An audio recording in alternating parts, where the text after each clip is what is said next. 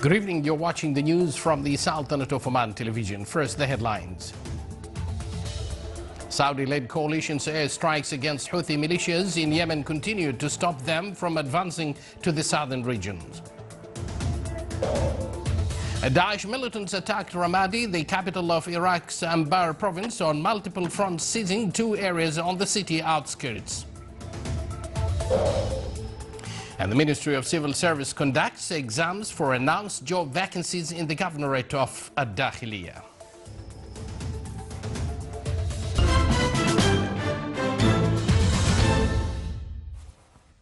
Good evening once again, and thank you for joining us. Those were the headlines, and now the news in detail.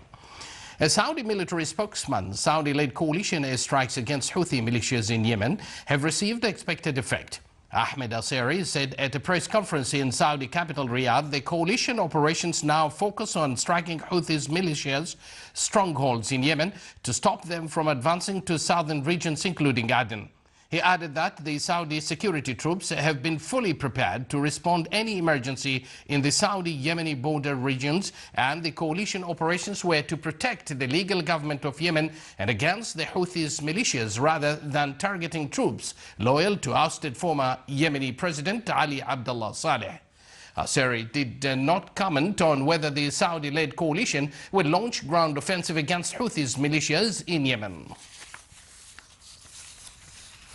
Daesh militants attacked Ramadi, the capital of Iraq's vast Anbar province, on multiple fronts, seizing 2 areas on the city outskirts in a setback for a government campaign to retake the desert terrain. Security officials said that Daesh fighters deployed vehicles and suicide bombs to tear through Iraqi government lines north of Ramadi overnight before attacking on foot. Members of Iraq's Rapid Reaction Force were searching a town in the Al-Huz area near the Ramadi, where several buildings had been destroyed. The head of the Syrian Observatory for Human Rights said the pro-government forces repelled an attack on a key Syrian military airport by Daesh militants, losing 20 fighters but killing almost as many militias or militants. The forces loyal to President Bashar al-Assad had been able to maintain control over the airport and its surrounding areas despite losing 20 fighters. At least 15 Daesh militants were killed.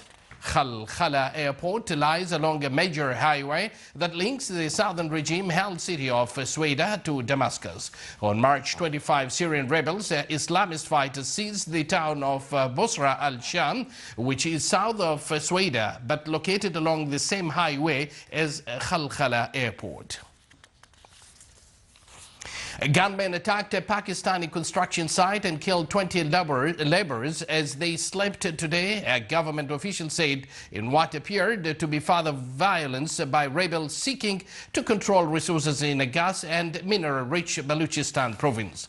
The workers killed at a construction site 15 kilometers from the town of Turbat were mostly from outside Balochistan, suggesting the Baloch rebels were responsible, according to Provincial Interior Minister Akbar Hussein Dur. Provincial Interior Minister Akbar Hussein Durrani quoted 3 wounded survivors as saying that around 15 to 20 gunmen overpowered 8 gunmen from a government paramilitary force and opened fire on the sleeping man with automatic weapons. They escaped on motorcycles. Indian Prime Minister Narendra Modi said that April 10 he had ordered 36 ready-to-fly French-made Rafale fighter jets to modernize his country's aging warplane fleet as neighboring states upgraded their military hardware. Indian military officials have warned that their Air Force risk a major capability gap opening up with China and Pakistan without new Western warplanes, or if local defense contractors cannot produce what the military needs in a timely manner. The deal, another boost for French manufacturers Dassault Aviation, after it sealed its long-awaited first exports deal to Egypt in February, could be worth about 4 billion euros.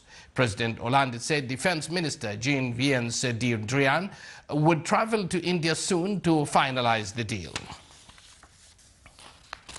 Former First Lady Hillary Rodham Clinton will end months of speculation and attempt a second bid to becoming America's first woman president when she launches her highly anticipated 2016 presidential campaign tomorrow. Clinton, the former Secretary of State who lost the 2008 nomination to Barack Obama, will skip a flashy kick-off rally in favor of conversations with voters about the economic needs of middle-class families and the next generation.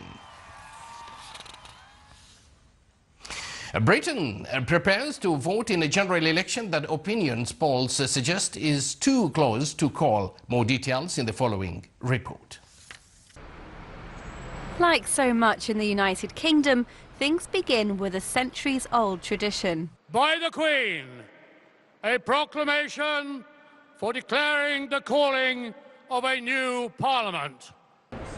Britain goes to the polls on the 7th of May in a general election that opinion polls suggest is too close to call. That is the big argument of this. Neither the Conservative Party nor Labour look set to win a majority, raising the prospect of another coalition or a minority government. Prime Minister David Cameron is fighting to keep his job by focusing on Britain's economic recovery.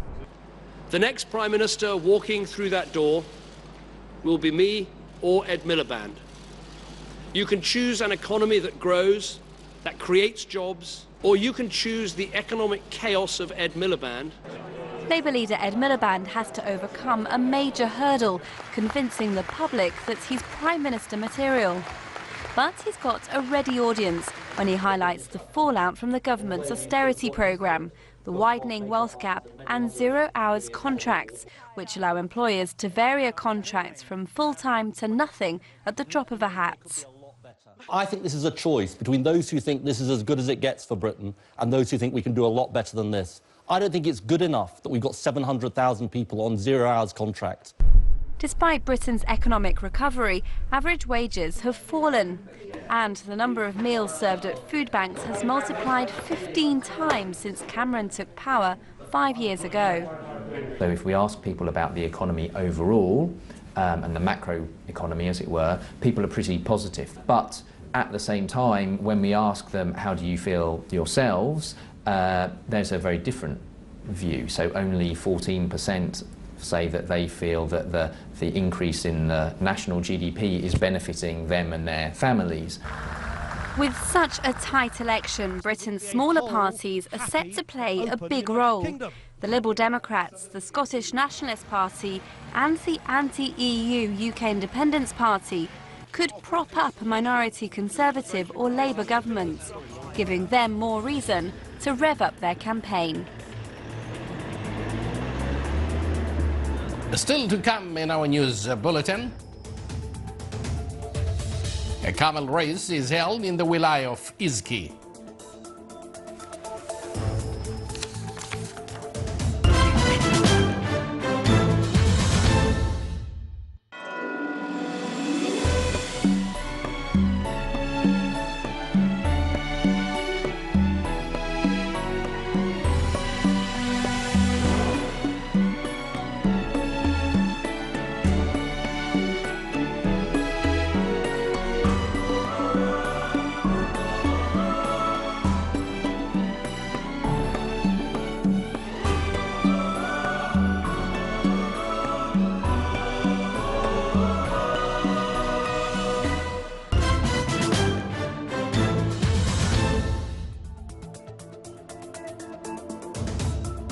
Welcome back to the news from the Sultanate of Oman television.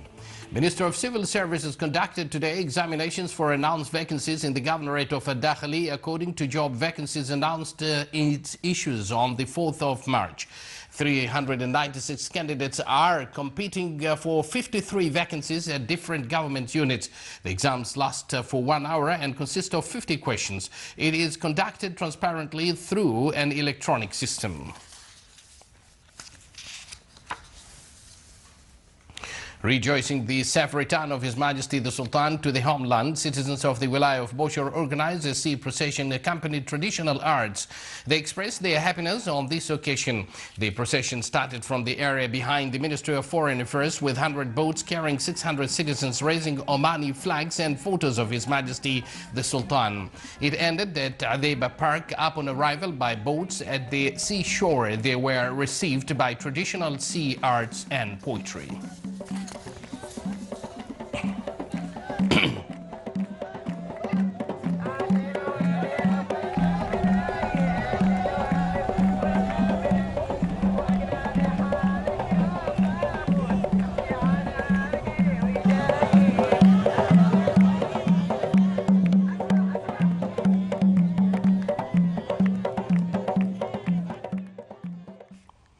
A camel race was held in the Wilaya of Izki. The race, which included 15 rounds, witnessed a huge participation from owners of camels from different wilayas of the Sultanate. This race came to encourage camel races competitions and to revive Omani heritage. The opening ceremony was held under the auspices of His Excellency Mohammed bin Salim Al Tobi, Minister of Environment and Climate Affairs.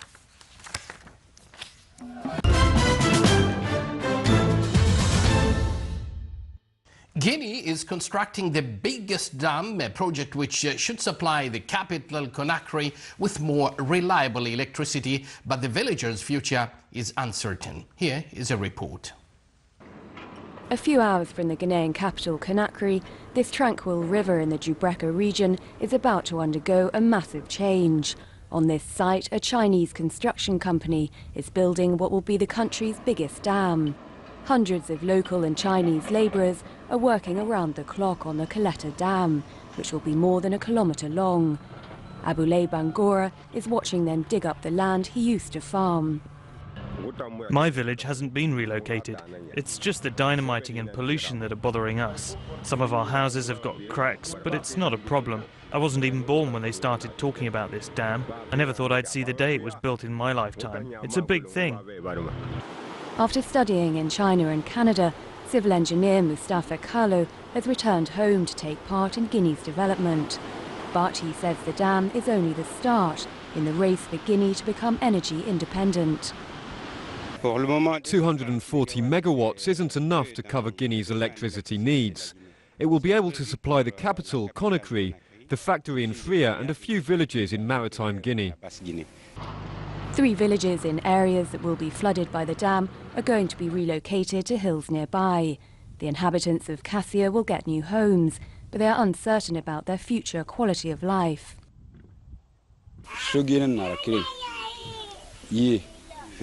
We're happy to be able to move into new, pretty spacious and permanently built homes, but we're worried because we don't know how we're going to live there. The dam is going to flood farmland, we won't have access to the river in the new village, and the trees that the government promised us haven't been planted. They also worry because no authorities have yet visited them to answer their concerns. But those responsible for the project say they will help the villagers once they are moved by supplying electricity and water, supporting businesses and farmers, and planting fruit trees. For Guinea's President Alpha Condé, providing a decent electricity supply to the capital for the first time since independence would prove a remarkable achievement and help win him support in October's election. And finally, here is a story from Chicago. A dangerous storm system rolled through the Midwest, killing at least 1 person and leveling houses and business northwest of Chicago. 1 person was killed and at least 7 people were injured in the tiny town of Fairydale. A local restaurant was completely demolished. 5 fighters raced to the scene to rescue people trapped inside. 12 people were pulled to safety. Nearly 900 flights were cancelled at O'Hare International Airport and Chicago Midway International Airport because of the weather. Roads were closed all around the area due to downed power lines, said Illinois Department of Natural Resources.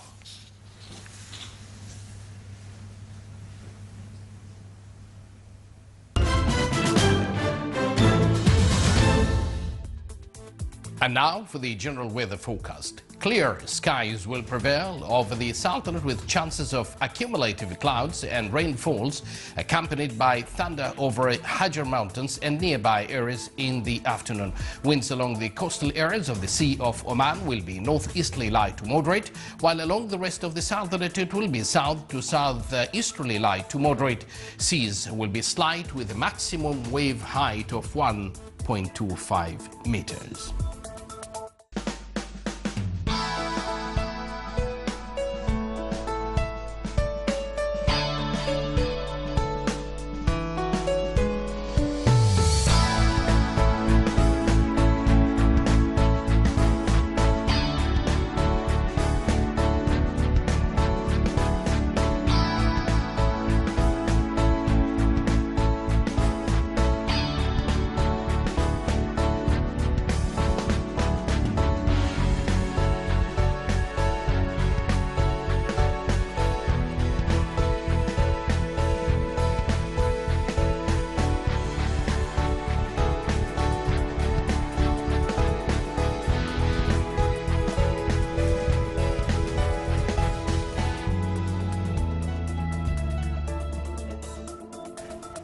You're watching the Sultanate of Oman television, and now before we end tonight's bulletin, here are the main points once again. The Saudi-led coalition airstrikes against Houthi militants or militias in Yemen continue to stop them from advancing to the southern regions. Daesh militants attacked Ramadi, the capital of Iraq's Anbar province, on multiple fronts, seizing 2 areas on the city outskirts. And the Ministry of Civil Service conducts exams for announced job vacancies in the governorate of Dakhiliya.